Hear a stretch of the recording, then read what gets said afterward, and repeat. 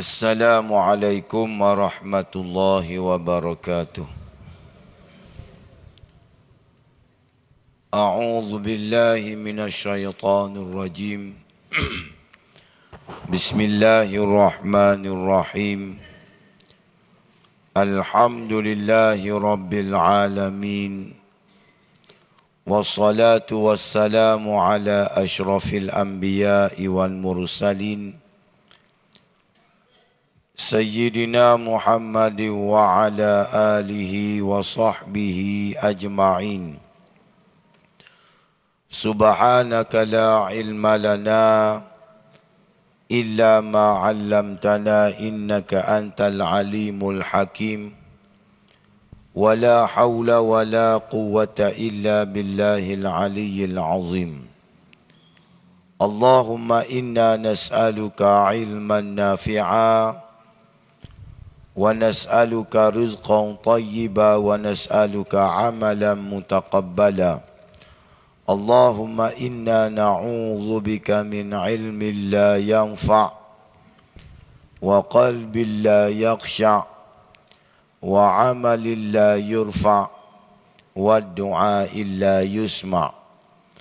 Allahumma la tu'akhidhni bima yaqulun waghfir li mimma la ya'lamun waj'alni khairan mimma yadhunnun amma ba'. Alhamdulillah, syukur banyak-banyak kehadiran Allah Subhanahu wa ta'ala. Kita dapat bersama-sama pada pagi ini, dan juga syukur banyak-banyak kehadiran Allah kerana Allah Ta'ala masih lagi memberi peluang kepada kita berada di dalam bulan Ramadan pada pagi 21 Ramadan. Alhamdulillah. Satu nikmat, satu kelebihan yang Allah Ta'ala berikan kepada kita, anugerahkan kepada kita, maka selayaknya kita gunakanlah peluang ini sebaik mungkin supaya kita tidak jadi orang-orang yang rugi, orang-orang yang tidak diberi taufik dan hidayah daripada Allah untuk cawak kotai, lebih-lebih lagi pada 10 akhir Ramadan. Kalau kita ingat balik masa bulan Rejab dulu, kita duk berdoa kepada Allah supaya Allah Ta'ala sampaikan kita, sempatkan kita dengan bulan Ramadan. Alhamdulillah, kita sapa dah, nak habis dah bulan Ramadan. Salafus salih, sahabat-sahabat yang terdahulu, mereka berdoa kepada Allah nebulai sebelum kedatangan Ramadan. Nebulai sebelum kedatangan Ramadan, mereka sudah berdoa kepada Allah Subhanahu wa ta'ala. Allahumma sallimni ila Ramadan wa sallim li Ramadan wa tasallamhu minni mutaqabbala. Nebulai mereka ulai-ulai doa ini supaya Allah Ta'ala sampaikan mereka kepada bulan Ramadan. Dan nebulai juga selepas berakhirnya Ramadan, thumma yad'unahu sittata ashhur an yataqabbala minhum. Nebulai juga selepas berakhirnya Ramadan, mereka tidak tinggal doa yang ambo baca saat ni, kerana dalam doa tersebut adanya wa tasallamhu minni mutaqabbala. Mudah-mudahan Allah Ta'ala menerima amalan-amalan yang mereka lakukan di dalam bulan Ramadan. Nak royaknya betapa besarnya fadilah dan kelebihan bulan Ramadan yang tidak ada pada bulan-bulan yang lain. Dan antara kelebihan-kelebihan tersebut yang mau nak sentuh pada pagi ininya berkenaan dengan Syahrul Quran. Bulan Ramadan ini bulan Al-Quran. bulan yang Allah Ta'ala turunkan Al-Quran di dalam bulan Ramadan. Sebagaimana yang kita maklum, sebagaimana yang kita tahu, yang mana kita telah sambut turunnya Al-Quran pada 17 Ramadan baru-baru ni. Cuma pada pagi ni, hamba nak tekankan bagaimana kita nak menjadi hamalatul Quran. Bagaimana kita nak menjadi ahlul Quran. Alhamdulillah, kita baca Quran, kita tadarus Al-Quran. Jadi bagaimana kita nak menjadi ahlul Quran, hamalatul Quran, agar Al-Quran ini pada hari akhirat kelak akan menjadi syafaat kepada orang yang membacanya. Sebagaimana sabda Nabi sallallahu alaihi wa alihi wasallam, "Iqra'ul Qur'ana fa innahu ya'ti yaumal qiyamati syafi'an li ashabihi." Rawahu Muslim. Bacakanlah kamu akan Al-Quran. Baca Quran. Sesungguhnya ia akan datang kepada kamu nanti pada hari akhirat untuk memberi syafaat kepada sesiapa yang membacanya. Alhamdulillah, bulan Ramadan, bulan Al-Quran. Maka dengan tarawihnya, dengan tadarusnya, macam-macam lagi kita membaca Al-Quran, maka selayaknya kita menjadi hamalatul Quran, menjadi ahlil Quran, menjadi orang yang mendapat syafaat daripada Al-Quran. Maka ulama-ulama menyebut bagaimana kita nak menjadi ahlul Quran, bagaimana kita nak mendapat syafaat daripada Al-Quran.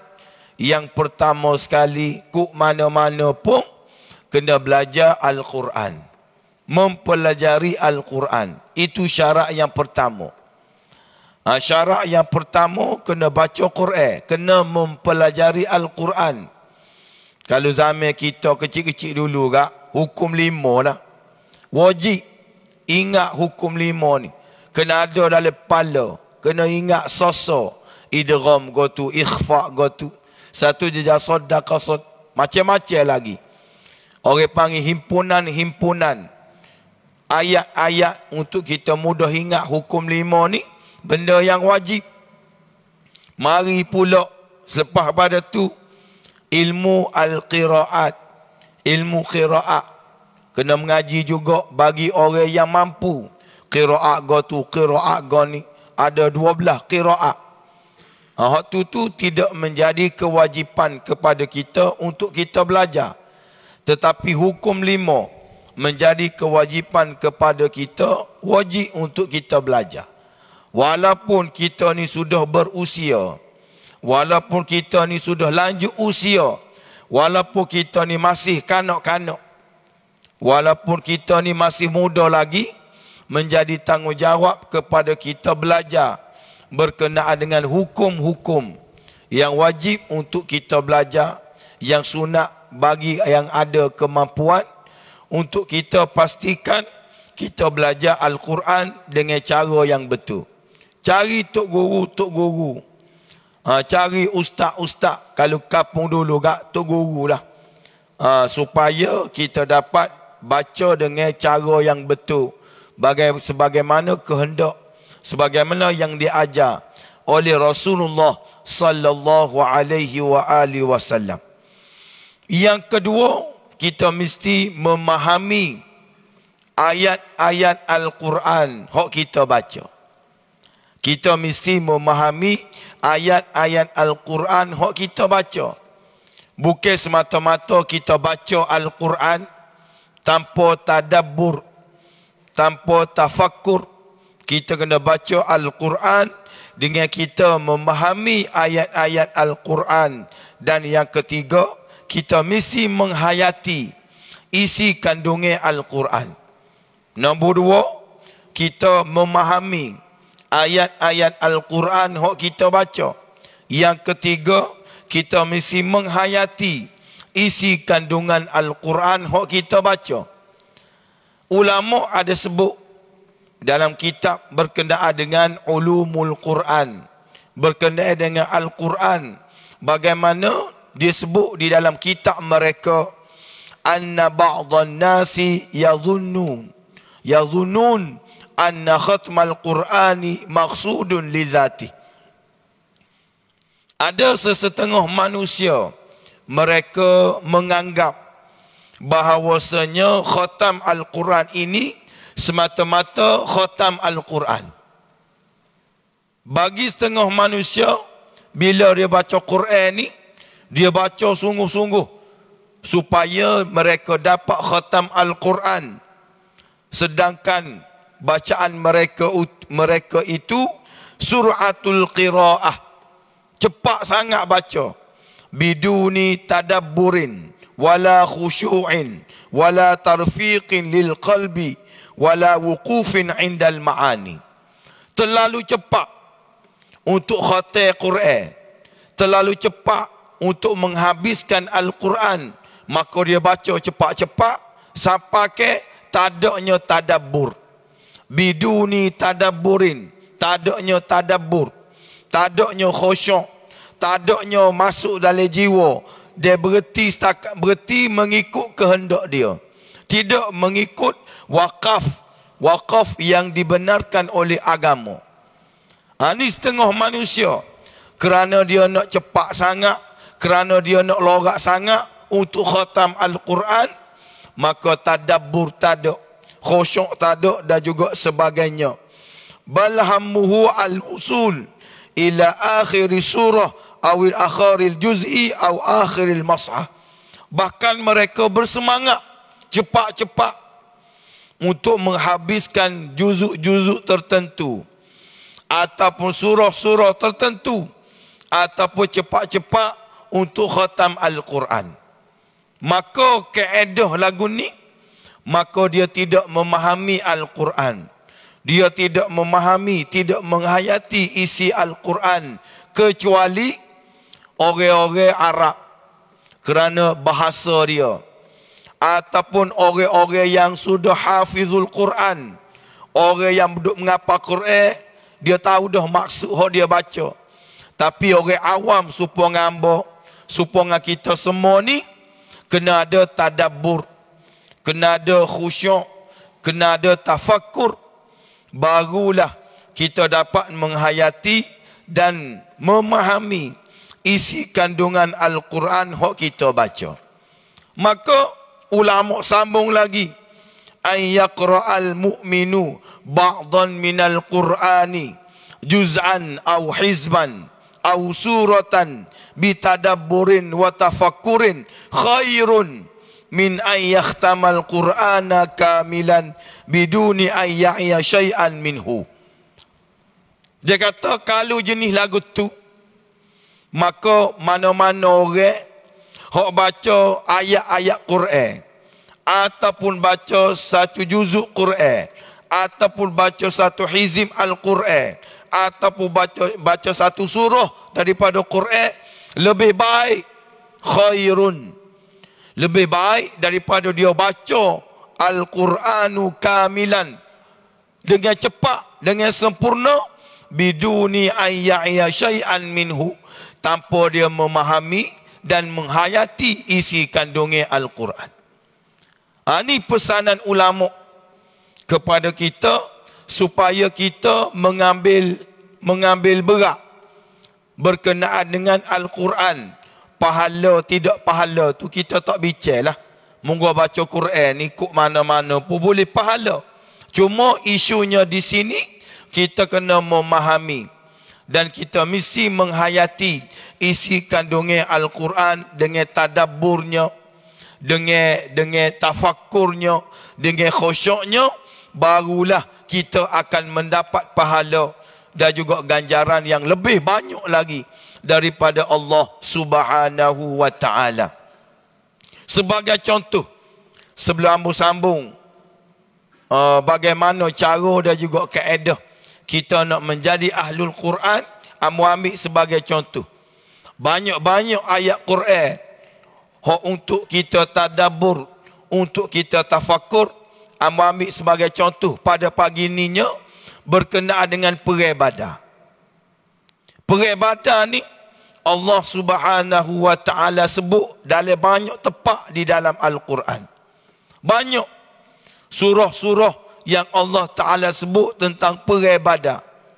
Tetapi pada pagi ininya amo nak kita tafakur, kita nak tadabbur tentang pertolongan-pertolongan Allah kepada ahli-ahli Badar ketika mana di dalam peperangan Badar. Kita tafakur, kita tadabbur bagaimana hebatnya Allah Ta'ala, bagaimana maha hebatnya Allah Ta'ala menganugerahkan kemenangan-kemenangan dan juga pertolongan-pertolongan kepada ahli Badar.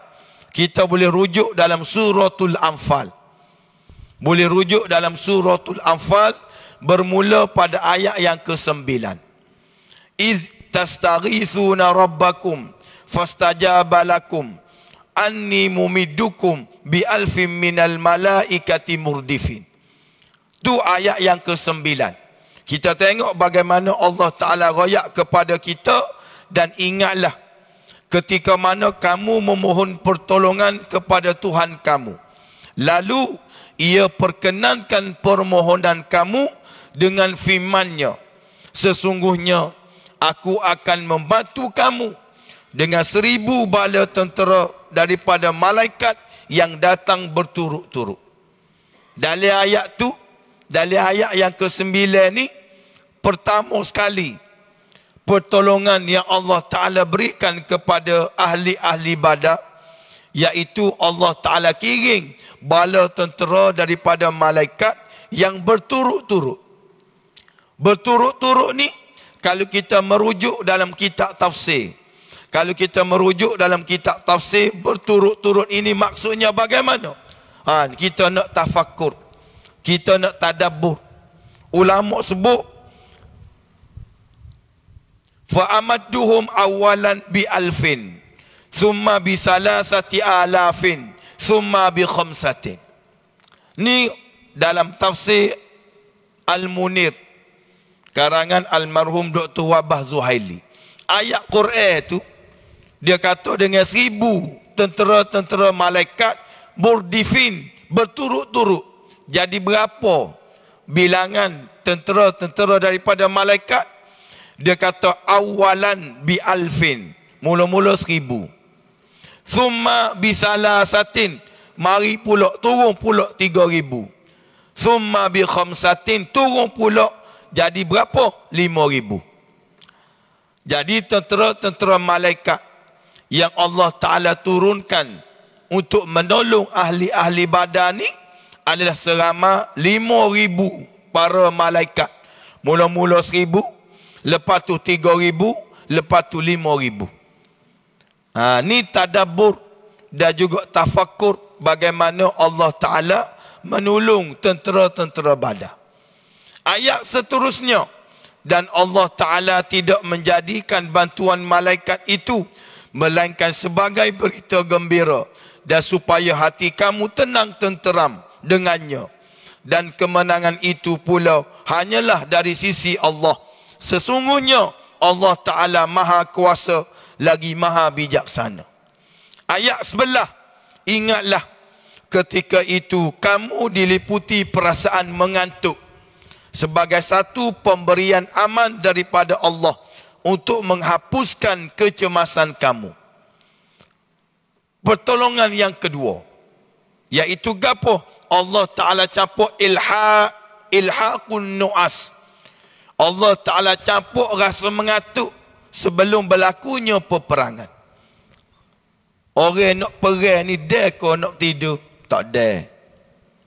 Tapi perasaan mengantuk ketika berlakunya peperangan itu pemberian daripada Allah.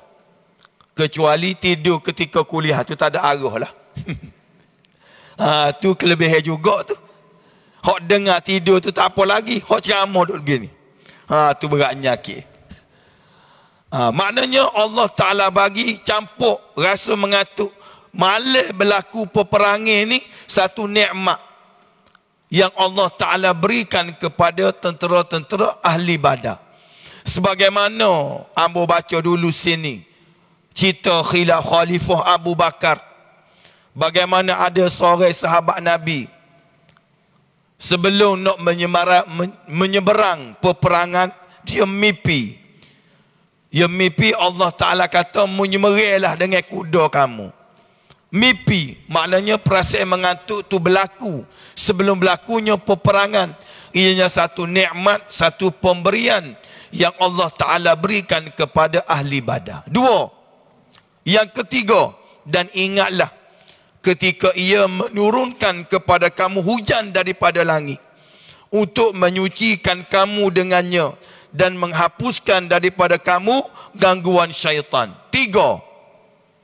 Bantuan Allah Ta'ala kepada ahli Badar. Yang ketiga, Allah Ta'ala menurunkan hujan. Duk tengah perang, Allah Ta'ala menurunkan hujan. Untuk apa?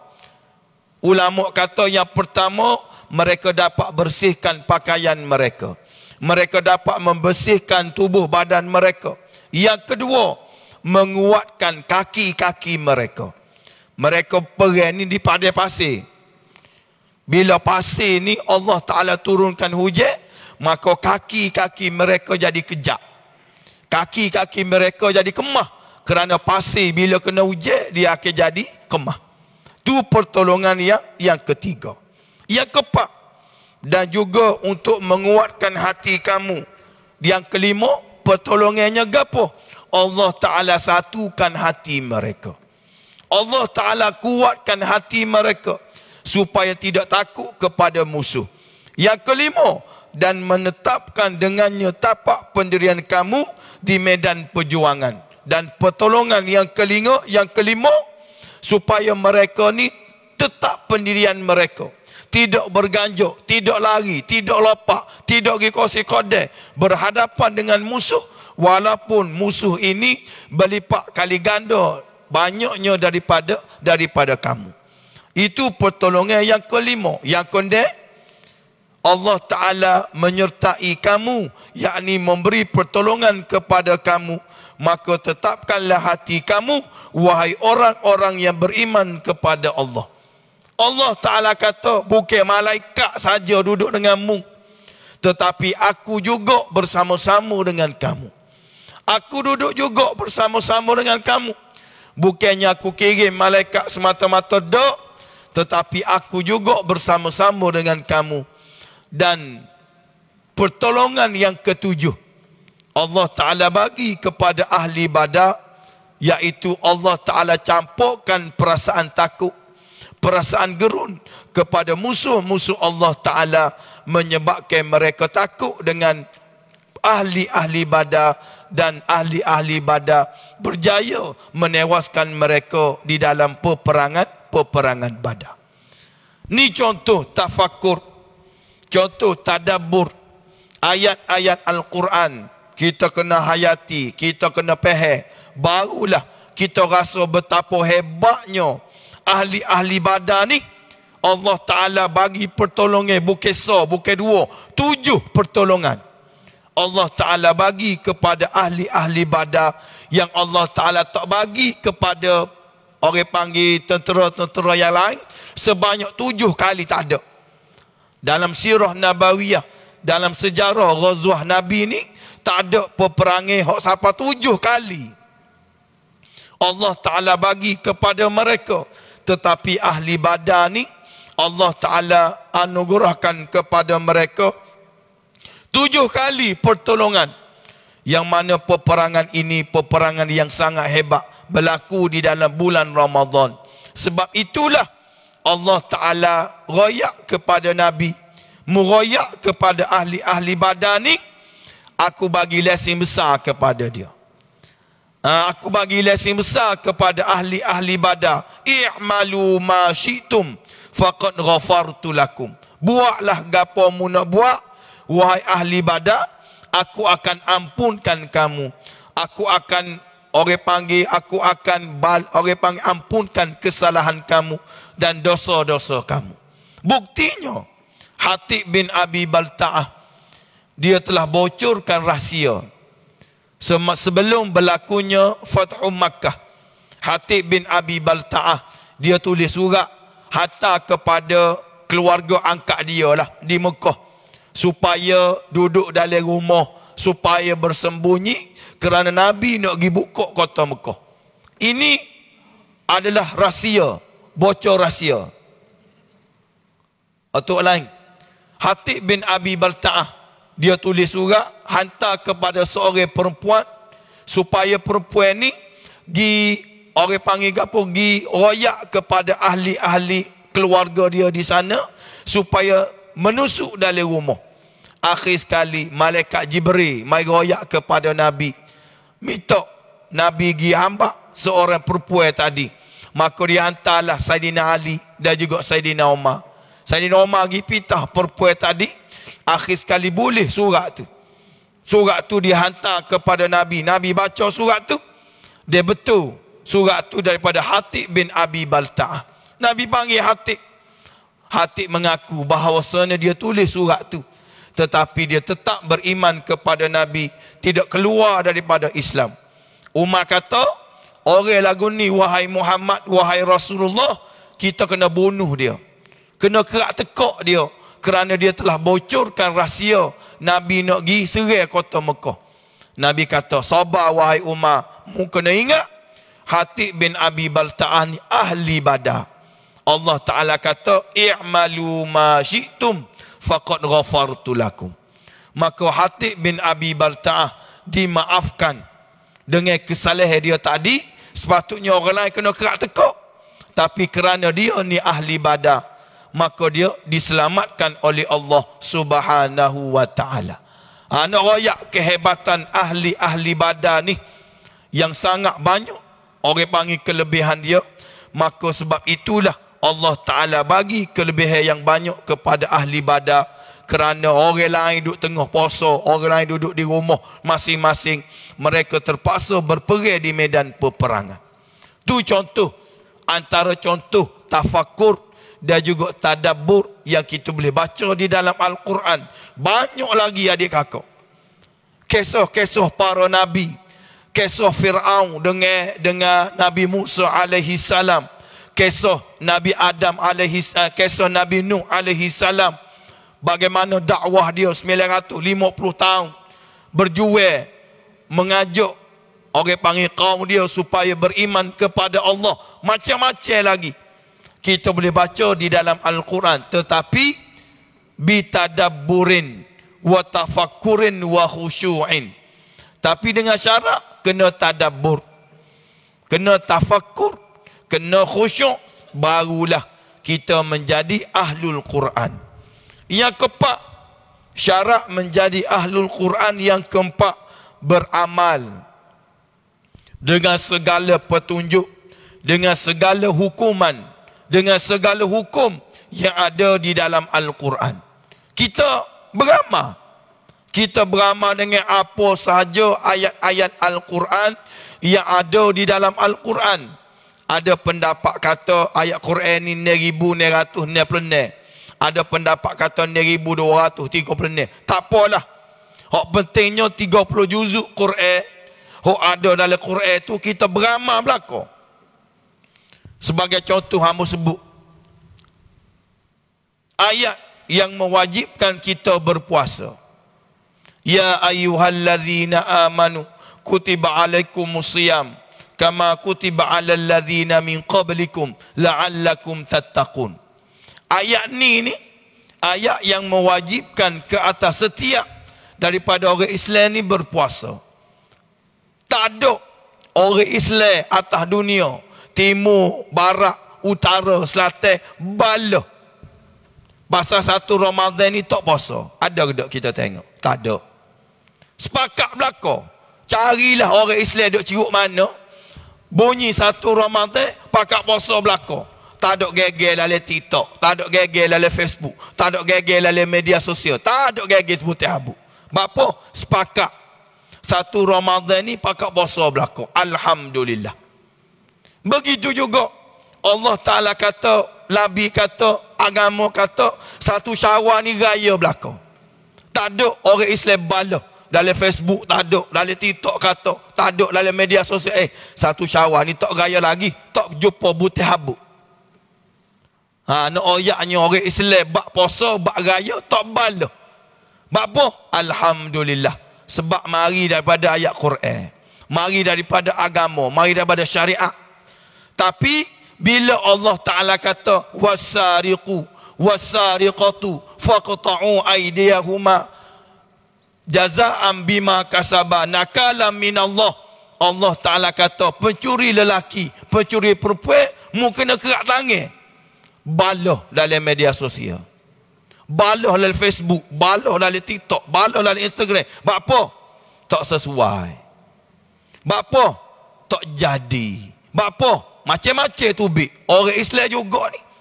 Orang Islam hok kata satu Syawal raya, orang Islam hok kata satu Ramadan puasa. Tapi dah lebak nak laksanakan syariat Islam, baloh sama-sama dia. Sedangkan ayat Quran belakang tu.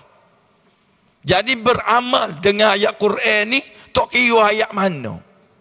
Tak kira ayat mana, tak kira hukum mana.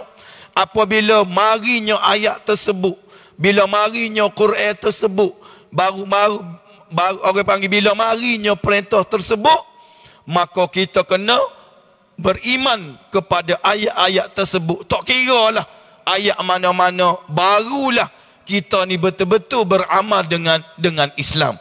Betul-betul beramal dengan Al-Quran. Tu cara orang yang nak mendapat syafaat daripada Al-Quran tanpa dia beriman, tanpa dia ikut hal ni, dia ikut hal lain. Afatu'minuna bi ba'dil kitab wa takfuruna bi ba'd. Fama jazaa'u man yaf'alu dzalika minkum illa khizyun fil hayati dunya wa yaumal qiyamati yuradduna ila asyaddil azab. Adakah kamu ni, wahai ahli-ahli kitab, kamu beriman dengan ayat ni dan kamu tidak beriman dengan ayat-ayat yang lain? Fama jazaa'u may yaf'alu dzalika minkum, maka balasan kepada orang hok jenis lagu ni, khizyun fil hayati dunya, dia akan mendapat kecelakaan di atas dunia. Wa yaumal qiyamati yuradduna ila asyadil azab, di akhirat kelak dia akan dikenakan azab yang sangat pedih. Wal iyadza billahi min zalik. Maka kita orang yang beriman kepada Allah, orang yang belajar tentang ilmu, tafakuh tentang ilmu, maka kita mesti mengamalkan segala apa sahaja ayat-ayat Al-Quran yang ada di dalam Al-Quran, tanpa kita menafikan di antara satu sama lain. Yang terakhir, kita mesti memperjuangkan Al-Quran. Mesti memperjuangkan Al-Quran sebagai panduan hidup kita. Alhamdulillah, depan kita ada Quran, maka kita kena perjuangkan apa yang ada di dalam Al-Quran. Kita mesti sebarkan apa yang ada di dalam Al-Quran. Kita mesti beroyak apa sahaja yang ada di dalam Al-Quran. Kerana Al-Quran adalah cara hidup kita. Nizamul hayah. Quran ni adalah cara hidup kita dalam apa jua keadaan sekalipun. Dalam bab ekonomi ada dalam Quran. Dalam bab nikah kahwin ada dalam Quran. Dalam bab pemerintahan ada dalam Quran. Dalam bab politik ada dalam Quran. Dah ada berlaku di dalam Al-Quran ini, segenap pelusuk, segenap perkara, segenap benda ada di dalam Al-Quran. Maka kita wajib memperjuangkan Al-Quran supaya benda-benda yang sepatutnya kita laksanakan yang ada di dalam Al-Quran dapat ditegakkan, dapat dilaksanakan.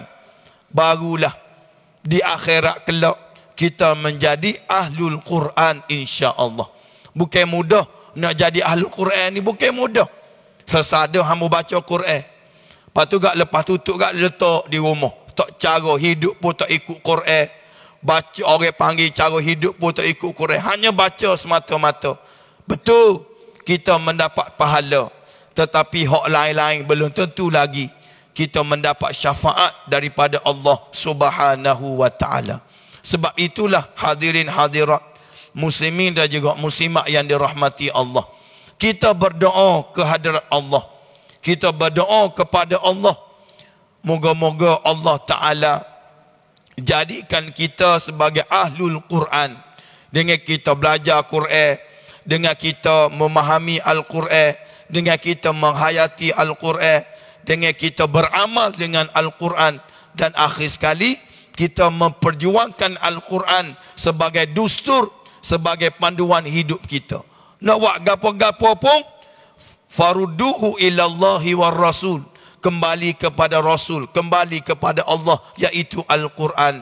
Barulah kita tidak bertelingkuh di antara satu sama lain. Barulah kita tidak balah dengan sama-sama kita, kerana rujukan kita adalah Al-Quran. Khilaf benda biasa. Khilaf itu benda biasa. Tetapi kita sebagai orang Islam, kita kena jaga adabul ikhtilaf. Kena jaga adabul ikhtilaf, iaitu kena ada salamatus sadri, dan kita mesti bersatu, dan kita mesti bersama dalam perkara-perkara yang wajib untuk kita bersama. Jangan sekali kita berpecah untuk berhadapan dengan perkara-perkara yang penting. Jangan kita balah untuk bersama-sama dengan perkara-perkara yang penting, walaupun kita khilaf dalam perkara-perkara furuk. Kerana perpecahan di kalangan orang Islam sangat merugikan kita dan sangat menguntungkan musuh-musuh Islam. Maka sebab itulah kita jangan tinggallah doa kita, qunut nazilah kita kepada saudara kita di Palestin pada hari ini. Beribu-ribu dah mati, beribu-ribu dah syahid kerana Zionis telah serang Israel. Walaupun masih lagi dalam genjatan senjata, tetapi dia tidak benarkan fasa kedua genjatan senjata ini berlaku. Maka mereka telah serang bertubi-tubi, beribu-ribu orang telah gugur syahid. Maka kita jangan lupalah saudara kita di sana. Kita qunut nazilah, kita berdoa kepada Allah Ta'ala agar mereka diberikan kekuatan, diberikan orang panggil kelebihan, diberikan pertolongan sebagaimana Allah Ta'ala tolong ahli-ahli badan ni, insya-Allah. Tapi dengan syarat kita lah, kena berdoa, bagi sumbangan dan juga sebagainya, agar mereka dapat kemenangan, mereka diberi kesabaran oleh Allah Subhanahu wa Ta'ala ketika mana mereka nak mempertahankan bumi Gaza, iaitu tanah suci, kiblat kita yang pertama, iaitu Baitul Maqdis. Mudah-mudahan Allah Ta'ala berkati, Allah Ta'ala rahmati pertemuan kita pada pagi ini, dan meminta maaf banyaklah kalau suara ni tidak serupa skala. Tidak serupa skala, tidak ke puasa ni, sebab tak ada rehat sikit. Betul lah puasa ni ralik banyak perkara. Jadi hamba minta maaf lah kalau suara ni tidak serupa skala. Tak apalah, apa yang penting mudah-mudahan Allah Ta'ala berikan kita kekuatan, berikan kita keselamatan, supaya kita mendapat Lailatul Qadar, supaya kita dapat Lailatul Qadar yang mana kelebihannya kita tahu belaka lebih daripada 1000 bulan. Pandangan ulama ni banyak berkenaan dengan Lailatul Qadar. Pendapat yang paling masyhur adalah 27 Ramadan. Walau bagaimanapun, ada juga pandangan ulama kata 21, ada pandangan kata 23, 25, 29. Bahkan ada pendapat ulama kata 30 Ramadan pun masih lagi Lailatul Qadar. Malam genap pun ada pendapat ulama kata Lailatul Qadar juga. Jadi orang supaya kita ni tak payah pilih tarikh lah. Tak payah pilih tarikh. Malam ni malam ganji, malam ni malam genap. Kita tinggal tu email 2-3 orang sudah lah. Kita pergi malam esok 23. Tidak lagu tu. Kita ngomong belakang 10 akhir Ramadan ni kita cawak kota belakang. Tak kira genak kau ganji, kau 27, kau 25. Kita ambil belakang. Mudah-mudahan Allah Ta'ala bagi kelebihan kepada kita 1000 bulan, insya-Allah. Aqul qali hadza astaghfirullahal azim li wa lakum. Wassalamualaikum warahmatullahi wabarakatuh. A'udzu billahi minasyaitonir rajim. Bismillahirrahmanirrahim. Alhamdulillahi Rabbil Alamin. Wassalatu wassalamu ala ashrafil anbiya'i wal mursalin Sayyidina Muhammad wa ala alihi wa sahbihi ajma'in. Allahumma khtim lana bi husnil khatimah wa la takhtim alaina bi su'il khatimah. Rabbana atina fid dunya hasanah wa fil akhirati hasanatan wa qina azaban nar. Wa sallallahu ala sayyidina Muhammad wa ala alihi wa sahbihi wa baraka wa sallam. Wa akhiru da'wana alhamdulillahi rabbil alamin.